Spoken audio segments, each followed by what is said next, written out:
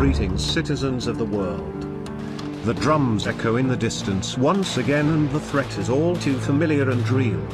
The Ukraine continues to be a potentially explosive hotspot in a proxy war that threatens to escalate into a much broader conflict, posing a direct threat to every citizen of this planet. The United States, European Union, and Russia continue to play an extremely dangerous game, gambling with the lives of the Ukrainian people and ultimately the world. How many more people have to die? Enough is enough. These strategic war games need to cease. This isn't a game and there are no winners.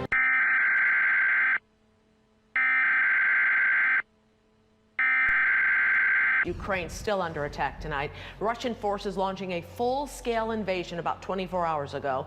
More than 100 Ukrainian soldiers and civilians have been killed.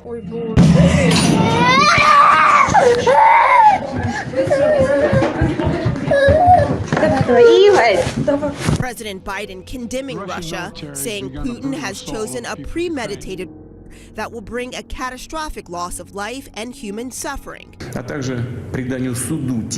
Russian President Vladimir Putin announced the attack on state TV in Russia, claiming it's intended to protect civilians.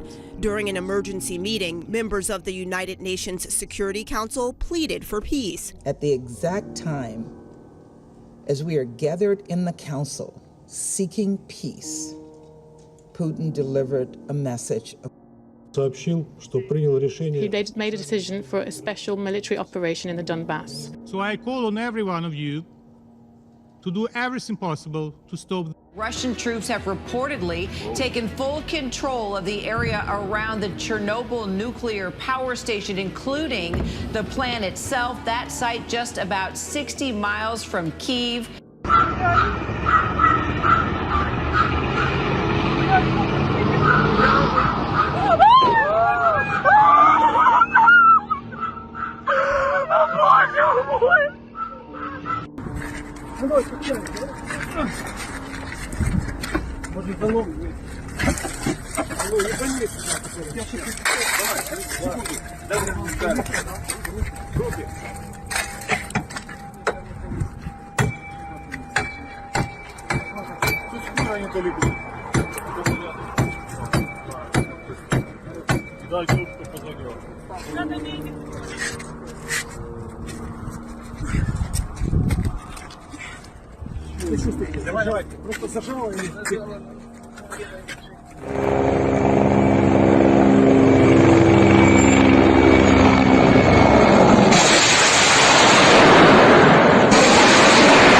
Пизда нахуй, блядь, ебашит, сука, нахуй.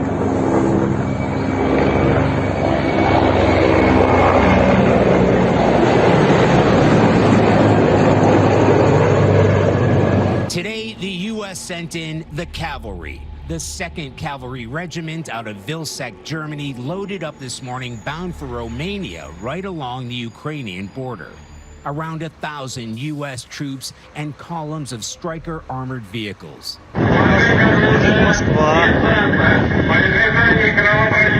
200 метров, ракетный катер. Россия.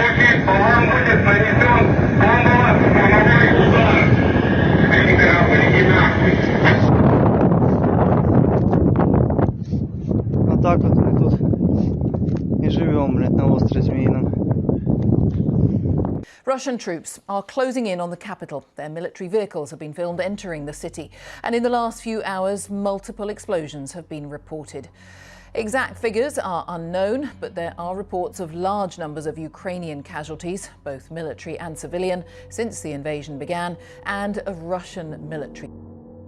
Streams of people in cars and on foot have been crossing from Ukraine into Poland, Romania and Hungary. The UN Refugee Agency believes up to 5 million people may try to flee abroad. The early sirens wailed in Ukraine's capital once more. But this was no rude awakening. No one had been able to sleep. The latest Russian bombardments had hit yet more homes. Injuring the very civilians the Kremlin promised had nothing to fear from what it calls a targeted attack on the Ukrainian military. President Putin urged the military he was attacking to turn on their own government.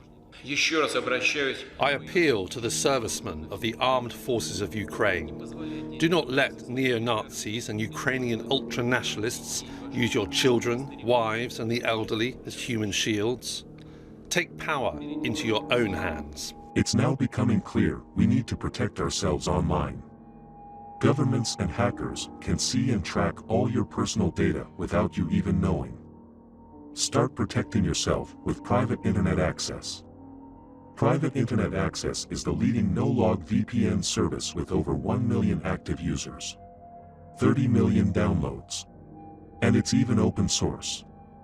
Private Internet Access helps protect you from prying eyes you might not be aware of, and help you remain anonymous. Not only can a VPN help keep you safe, it can assist you in accessing things you might not normally have access to, including websites, Netflix, Hulu, you name it, by making it look like you're in another location. Private Internet Access is available on all devices. Get Private Internet Access and become anonymous online. Click the link in the description to get your VPN risk-free and get an 83% off discount on us. Ukraine is under attack on many fronts. In Mariupol, in the southeast, destruction. In Sumy, in the northeast, battles rage. And here in the capital, in circumstances still unclear, horror as a tank drives over a car. And this is a pivotal battleground, an airport northwest of Kyiv. Its fate could be vital to that of the whole country. The Russian military has begun a brutal assault on the people of Ukraine. Without provocation, without justification, without necessity, this is a premeditated attack. Vladimir Putin has been planning this for months, as we've been saying all along.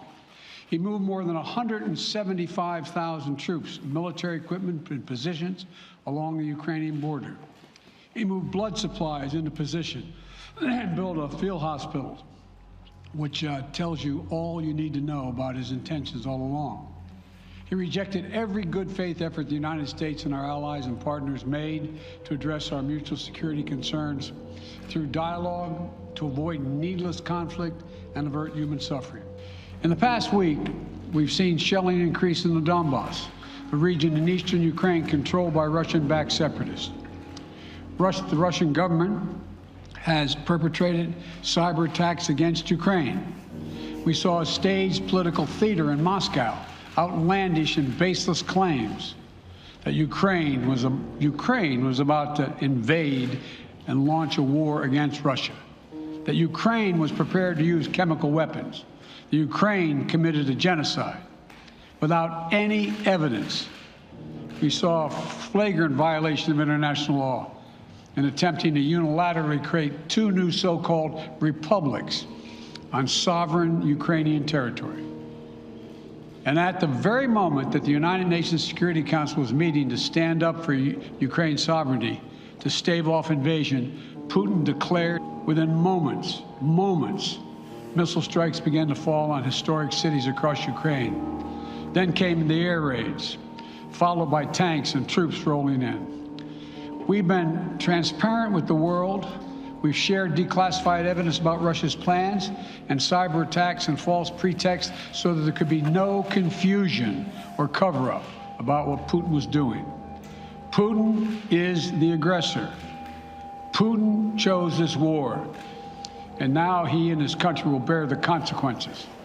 Today, I'm authorizing additional strong sanctions and new limitations on what can be exported to Russia. This is going to impose severe cost on the Russian economy, both immediately and over time. We have purposely designed these sanctions to maximize the long-term impact on Russia and to minimize the impact on the United States and our allies. I want to be clear, the United States is not doing this alone. For months, we've been building a coalition of partners representing well more than half the global economy. 27 members of the European Union, including France, Germany, Italy, as well as the United Kingdom, Canada, Japan, Australia, New Zealand, and many others, to amplify the joint impact of our response. I just spoke with the G7 leaders this morning, and we're in full and total agreement. We will limit Russia's ability to do business in dollars, euros, pounds, and yen to be part of the global economy. We'll limit their ability to do that. We're going to stunt the ability to finance and grow the Russian military. We're going to impose major, and we're going to impair their ability to compete in high-tech 21st century economy.